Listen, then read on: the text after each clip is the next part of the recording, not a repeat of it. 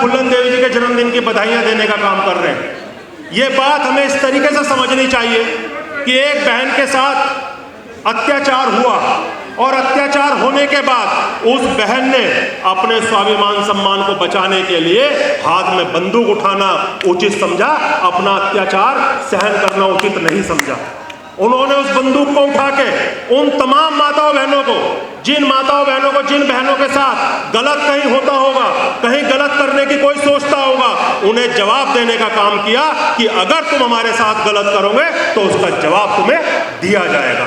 ये बहन फुल्लन देवी जी का वो दर्शन था। अगर बहन फुल्लन देवी जी वो काम ना करती और मुलायम सिंह यादव जी उनका सम्मान ना करते तो शायद आज कश्यप समाज के मेरे भाई भी फुल्लन देवी जी का नाम इस सम्मान के साथ ना लेते।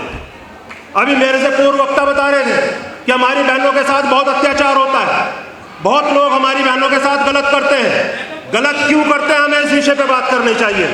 और उन लोगों की हिम्मत क्यों पड़ती है कि वो हमारी बहन के साथ गलत करते हैं, हमें इस विषय पे बात करनी चाहिए। अगर आज कोई हमारी बहन की तरफ गलत नजर उठा के देखता है, उसके कारण हम खुद हैं। ये बात हमें समझनी पड़ेगी। आज हमें इस बात को समझ के अपने अंदर गहनता से अपने अंदर विचार करना पड़ेगा। इन कार्यक्रमों को आयोजित करने वाले लोगों का काम भी जब ही सफल होगा जब हम इन बात को अपने अंदर ग्रहण करने के बाद अपने लोगों तक इसे भेजने का काम करें। आप ही बताइए, हमारी बहनें स्कूल पढ़ने जाती हैं, हमारी बहन के साथ शहर में कोई आदमी गंदी नियत से उसके साथ बदतमीजी कर दे, वो बहन वापस घर आके बताती नहीं कि मेरे साथ शहर के अंदर कुछ गलत हुआ है। ये शशिकांत है यहाँ पे, ये यूनिवर्सिटी के लीडर है। इस यूनिवर्सिटी में हजारों बहनें हमारी पढ़ने आती हैं, लेकिन अगर उनके साथ यहाँ कुछ गलत होता है अपने घर जाके बताती नहीं। कारण है उसका, क्योंकि उन्हें पता है कि मैं जिसे बताऊंगी वो मुझे गलत ठहराएगा, उस गलत आदमी को गलत नहीं ठहराएगा। ये बात हमें समझनी पड़ेगी। वो अपने माँ बाप को जाके बताएगी तो उसके माँ बाप उसकी पढ़ाई बंद कर देंगे। गांव में जाके अपने किसी भाई को बताएगी तो उसका भाई उसकी मदद तो करेगा नहीं, उसके बारे में और गलत सोचना शुरू कर देगा, गलती तेरी होगी। ये बात हमें समझनी पड़ेगी। आज इसी वजह से हमारी बहनों का उत्पीड़न शहरों के अंदर होता है और हम लोग उसे बड़े अच्छे तरीके से सेलिब्रेट करते हैं। हम बताते हैं बार बार कि हमारी बहन के साथ वहां अत्याचार हुआ, हमारी बहन के साथ वहां अत्याचार हुआ, वहां हमारे भाई को मार दिया, वहां हमारी जमीन पे कब्जा कर लिया। हम कभी ये नहीं बताते कि हमारी एक चमार रेजिमेंट भी हुआ करती थी। हम कभी ये नहीं बताते कि हमारे कोरेगांव का जो कोरेगांव के अंदर हुआ वो भी हमारे लोगों ने किया। कभी हम उधम सिंह की कहानी अपने लोगों को नहीं बताते।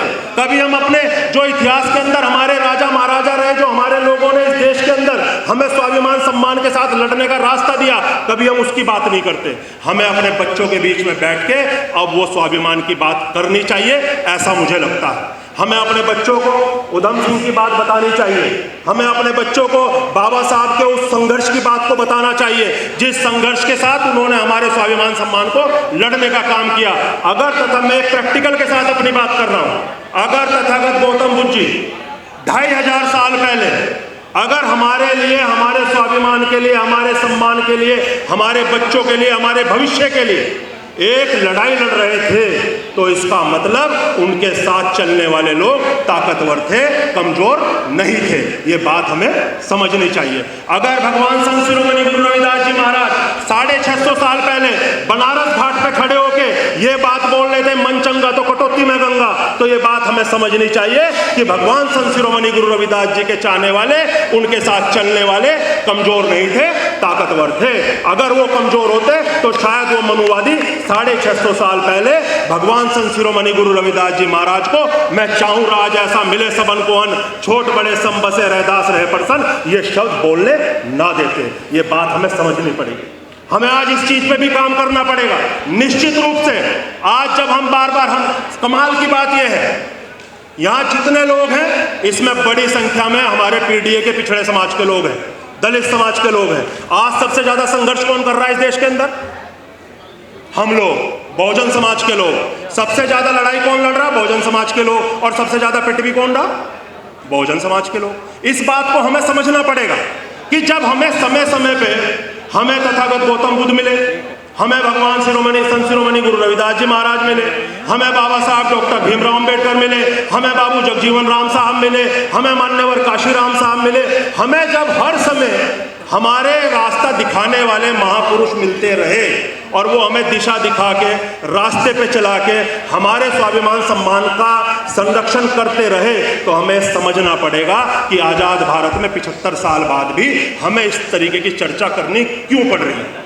आज 75 साल बाद भी हम किसी भी मंच पे खड़े होके ये चर्चा क्यों करते हैं कि हमारी बहन की इज्जत लूट ली, हमारी बहन का घर, हमारी बहन को जिंदा जला दिया, हमारे भाइयों को घोड़ी पे नहीं चढ़ने दिया, हमारी जमीन पे कब्जा कर लिया। ये हमें समझना पड़ेगा कि 75 साल आज़ाद भारत के बाद भी अगर हम ये बात करते हैं तो कहीं ना कहीं मैं यहाँ पे जितने लोग बैठे हैं उनमें मैं भी हूँ, कहीं ना कहीं हमारी कोई ना कोई कमी है। आज हमें यह भी समझना पड़ेगा, वो जो लोग सत्ता में हैं, क्योंकि अभी हमारे राजेंद्र पाल गौतम जी ने बात बताई बिल्कुल, और राहुल गांधी जी लगातार 4 दिनों से बात उठा रहे हैं। अगर हमारे पास बाबा साहब डॉक्टर अंबेडकर का दिया हुआ एक अधिकार है जिससे हम अपने स्वाभिमान की बात करते हैं और अपने अधिकार की बात करते हैं, वो वोट का अधिकार है। अगर वो वोट का अधिकार ही चोरी हो जाए, उस वोट के अधिकार की ताकत को ही वो निष्प्रभावी कर दें, तो आप कल्पना करो क्या कोई नेता आपकी गलियों में आके आपसे पूछेगा कि आपकी सड़क बनी या नहीं बनी? कोई नेता आपकी गलियों में आके पूछेगा कि आपकी लाइट लगी नहीं लगी? क्या कोई नेता आपके स्कूलों को खुलवाने की बात करेगा? क्या कोई नेता आपके आरक्षण की बात करेगा? क्या कोई नेता आपके स्वाभिमान सम्मान की बात करेगा? वो सिर्फ अगर आपकी गलियों में आके बात करता है तो उसे लगता है कि मैं इनकी थोड़ी सी बात करूं तो ये मुझे अपना वोट दे देंगे। लेकिन अगर वो वोट चोरी से लेने लगे तो कोई नेता हमारी गलियों में आने वाला नहीं है, कोई नेता हमारी गलियों की तरफ देखने वाला नहीं है। हमें इस बात को समझना पड़ेगा। और राजेंद्र पाल गौतम जी, मैं आपको इस मंच से आश्वस्त करता हूं, ये लड़ाई जो 3 दिनों से आपके संगठन, आपकी पार्टी ने चलाई है, यहाँ राजनीतिक बात नहीं होनी चाहिए, सामाजिक मंच है, लेकिन सामाजिक मंच पे भी राजनीति की बात होनी चाहिए। ये बात हम ही बोलते हैं कि हमारे मंचों पर राजनीति की बात नहीं होगी, जाओ दूसरे समाज के लोगों के बीच में। उन लोगों के यहाँ पे समाज का काम बाद में होता है, राजनीति का काम पहले होता है। और ये लड़ाई हमारे स्वाभिमान सम्मान की लड़ाई है।